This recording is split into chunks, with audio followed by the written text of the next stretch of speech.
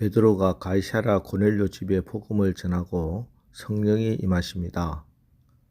그런데 이 일로 예루살렘 교회에서는 반발이 일어났고 심지어 베드로를 비난하고 났습니다. 예루살렘 교회 성도들은 복음의 말씀을 듣고 교회의 일원이 되었지만 여전히 그들은 뼛속 깊은 유대인이었고 이방인들에 대한 편견을 버리지 못하고 있었습니다. 그래서 어떻게 이방인의 집에 들어가서 할례받지 않은 자들과 함께 식사를 하고 그들에게 세례를 베풀 수 있는가 하고 베드로를 심하게 비난한 것입니다. 이에 베드로는 자기에게 일어났던 일들을 차근차근 설명하므로 이방인들에게 복음의 문을 연 것은 사람의 뜻에 의한 것이 아니라 하나님의 결정이요 하나님의 섭리임을 알려줍니다. 그렇습니다. 하나님은 모든 사람이 구원을 받으며 진리를 알기를 원하십니다. 그러니 우리는 모든 족속으로 제자를 삼고 온 천하에 다니며 만민에게 복음을 전해야 하는 것입니다. 이어서 오늘 사도행전 11장에서는 초대교회에서 가장 아름다운 교회 중 하나인 안디옥 교회가 탄생됩니다. 이방인의 전도자로서 쓰이게 될 사울이 부름을 받고 사도의 수반이라 할 수 있는 베드로가 이방인에게 성령을 부어주심을 체험했는데 이제 이방 지역에 이방인의 교회인 안디옥 교회가 탄생한 겁니다. 이 안디옥 교회를 소개하면서 오늘 성경은 21절에 주의 손이 그들과 함께 하심에 수많은 사람들이 믿고 주께 돌아오더라 하고 증거하십니다. 하나님의 자녀가 된 우리가 누리는 많은 특권이 있지만 그 가운데 가장 놀라운 것 중 하나가 바로 내가 하나님의 인도함을 받게 된 것이다 하는 것입니다. 로마서 8장 14절 무릇 하나님의 영으로 인도함을 받는 사람은 곧 하나님의 아들이라. 하나님의 자녀는 하나님의 인도함을 받게 되어 있습니다. 방황한다는 말은 열심히 살지 않는다는 말이 아닙니다. 아무리 열심히 살고 성실하게 살아도 목적 없이 방향 없이 사는 것은 방황하는 삶입니다. 광야에서는 방황하면 죽습니다. 이스라엘 백성이 출애굽을 해서 가나안 땅으로 가는 그 길은 광야 길이었습니다. 그런데 40년 광야를 지나는 이스라엘 백성들 여러 가지 문제도 있었고 실패도 있었고 실수도 했지만 그들이 꼭 지킨 한 가지가 있었습니다. 그것은 구름 기둥이 멈추면 이스라엘 백성도 멈추고 구름 기둥이 움직이면 이스라엘 백성도 움직이는 것이었습니다. 구름 기둥만 따라가는 겁니다. 그랬더니 신명기 8장 4절 이 40년 동안에 내 어복이 헤어지지 아니하였고 내 발이 부르트지 아니하였느니라. 여러분, 하나님의 가장 크신 은혜가 무엇입니까? 우리에게 주신 가장 큰 선물이 무엇입니까?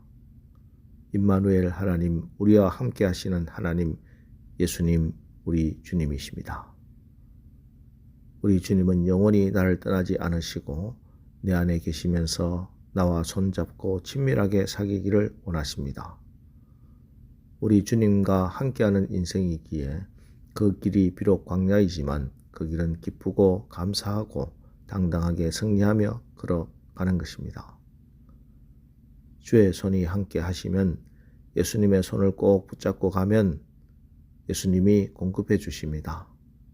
하늘에 만나도 내려주시고 반석에서 생수가 터지고 메추라기를 보내주십니다. 예수님이 싸워주십니다. 뒤쫓아오는 애국 군대를 수장시켜 주십니다. 아말렉도 물리쳐 주십니다. 예수님이 인도하십니다. 어디로 가야 할지 언제 가야 할지 다 예수님이 인도하십니다. 그래서 광야는 오직 예수님 한 분만을 의지하며 살아야 하는 곳입니다. 예수님 없이 살기 불가능한 곳이 광야길, 우리네 인생길입니다. 그래서 무엇보다 우리는 주의 손이 함께 해야 합니다. 예수님의 손에 꼭 붙잡혀 가야 합니다. 주의 손이 함께하지 않는 교회는 참 교회가 될 수 없습니다. 주의 손이 함께하며 성령께서 역사하시는 교회가 되어야 진짜 교회입니다. 오늘 새벽에 여러분 특별히 교회를 위해서 기도해 주십시오. 우리 교회가 안디옥 교회와 같이 주의 손이 함께 하시는 교회가 되어 하나님 나라 확장에 귀하게 쓰임받게 성령님 역사하여 주시옵소서. 기도하시기 바랍니다. 이제 안디옥 교회 부흥의 소식이 예루살렘까지 전해집니다. 이에 이방인의 선교를 인정하고 예루살렘 교회 지도자 중 한 분이셨던 바나바라고 하는 착하고 성령과 믿음이 충만한 사람을 안디옥으로 보냅니다. 바나바가 안디옥으로 보냄을 받은 결과는 24절 하반절 이에 큰 무리가 주께 더하여 지더라. 큰 무리가 주님 앞으로 나오고 교회는 크게 부흥하게 됩니다. 그리고 바나바는 몸소 다소로 찾아가서 사울을 안디옥으로 데리고 와 사울과 함께 안디옥 교회에서 1년간 모여있는 큰 무리를 체계적으로 가르치고 제자 훈련을 철저히 시켰습니다. 그 결과 사도행전 11장 26절 만남에 안디옥에 데리고 와서 둘이 교회에 1년간 모여 있어 큰 무리를 가르쳤고 제자들이 안디옥에서 비로소 그리스도인이라 일컬음을 받게 되었더라.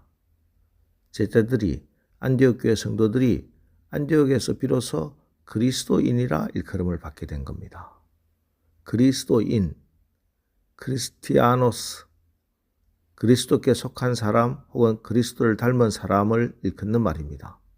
우리말로 쉽게 표현하면 예수쟁이란 말입니다. 우리말 예수쟁이도 그렇지만 2000년 전 그리스도인이란 말 역시 기독교에 대해서 거부감을 가지고 있거나 기독교를 경멸하는 사람들이 교인들을 비하하기 위해 부르기도 했고 한편 자기는 그렇게 살지 못하는데 자기와 다르게 그렇게 바르게 살아가는 사람들을 구별하여 부르는 사람들도 있었습니다.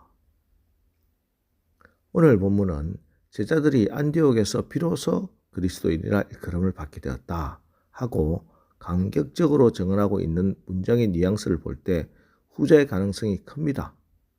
어쨌든 안디옥, 당시 세계에서 세 번째로 큰 대도시 사람들이 교회 교인들을 보고 저 사람들은 우리와 다르다. 그렇게 불렀다는 겁니다. 저 사람들은 우리와 다르다.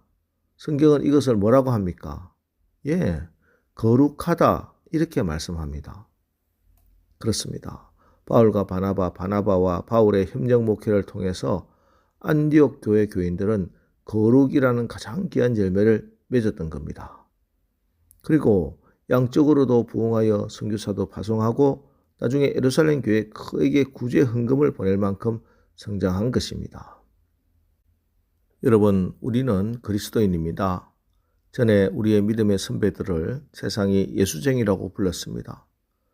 세상이 우리를 조롱하기 위해서 불렀던 그 예수쟁이, 요즘 참 듣기 힘듭니다. 저 사람이 교회를 다니는지 아닌지, 예수 믿는 사람인지 아닌지 도무지 구별이 되지 않습니다. 우리 가운데 예수 향기가 사라져서 그렇게 된 것은 아닌지 참으로 부끄럽습니다. 오늘 새벽 우리의 모습을 다시 한번 되돌아보고 기도합시다.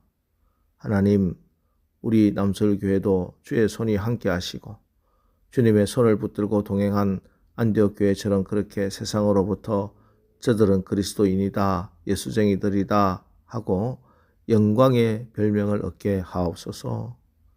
그렇게 기도하시고 오늘 또 세상에 나가서 예수 믿는 사람으로 소금으로 빛으로 하나님의 손이 함께함을 증거하며 사시기를 주님의 이름으로 축원합니다.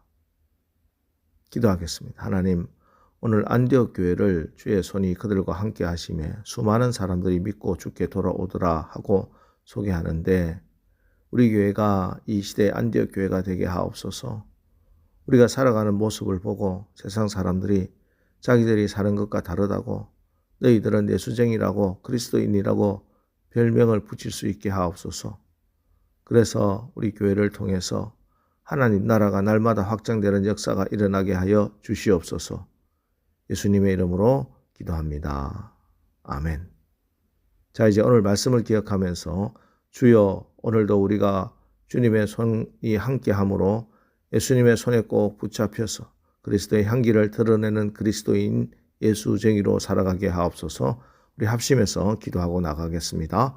우리 기도하겠습니다.